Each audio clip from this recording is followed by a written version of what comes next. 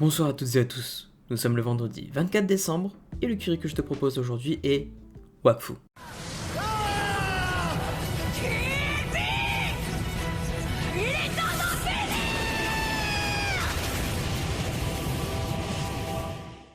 Avant de commencer, n'oublie pas de nous suivre sur Twitch, c'est très important pour nous. Mais tu peux aussi nous suivre sur Insta et Twitter, tous les liens seront dans la description de ce podcast. Alors, en ce 24 décembre, pour le réveillon, mon petit cadeau ce sera ce vendredi sécurisé sur Wakfu. Wakfu, ça a plus ou moins construit ma jeunesse. Je connais depuis que je suis môme, vu que c'est sorti en 2008, le 30 octobre 2008 plus précisément. Animé du genre action dark fantasy, Wakfu a été produit par Ankama Animation et France Télévisions, qui ont fait tous les deux partie des gros producteurs. Diffusé d'abord sur France 3, puis sur France 4, Wakfu possède 3 saisons, 3 épisodes spéciaux et 3 épisodes hors série.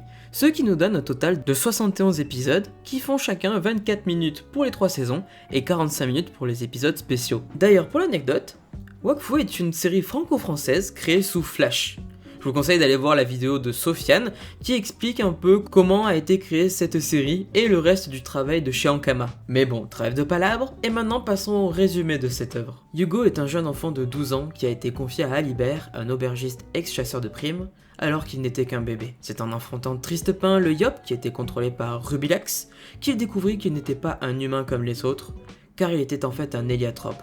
Une espèce venant d'en dehors du monde des 12, capable de générer des portails de téléportation. C'est en découvrant ça qu'il décide donc de partir en quête de ses origines aux côtés de la confrérie du tofu.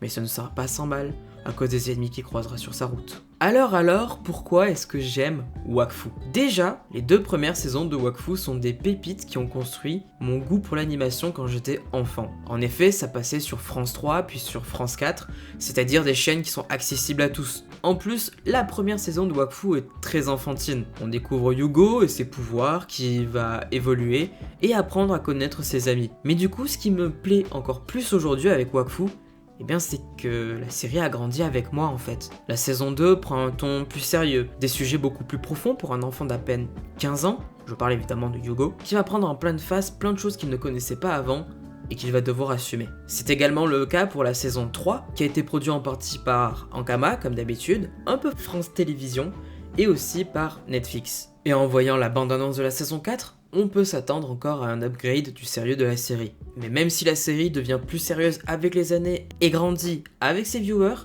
elle garde quand même ce côté enfantin, ce côté famille, amitié, que l'on peut retrouver entre tous les personnages. Et c'est aussi un des points qui me fait adorer Wakfu.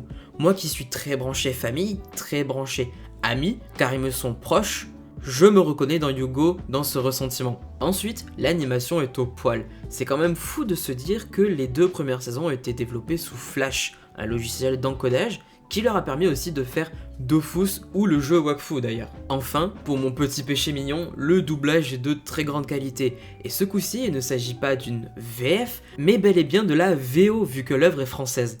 Et ça a de quoi me plaire. Pour conclure, je ne peux que vous conseiller d'aller voir Wakfu.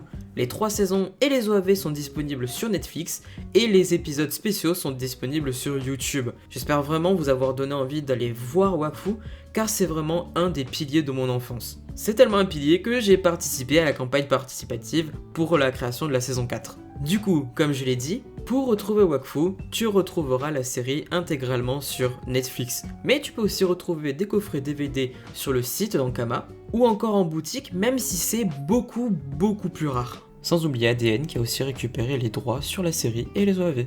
Si l'envie te prend, des BD, des mangas et autres sont aussi disponibles sur l'univers de Wakfu. Sans oublier le jeu également, mais qui ne raconte pas vraiment l'histoire de la série, plus l'histoire de l'univers. Et voilà, tu sais maintenant quoi regarder ou re-regarder cette semaine, et si tu as besoin de plus d'idées, eh bien je te dis à vendredi prochain.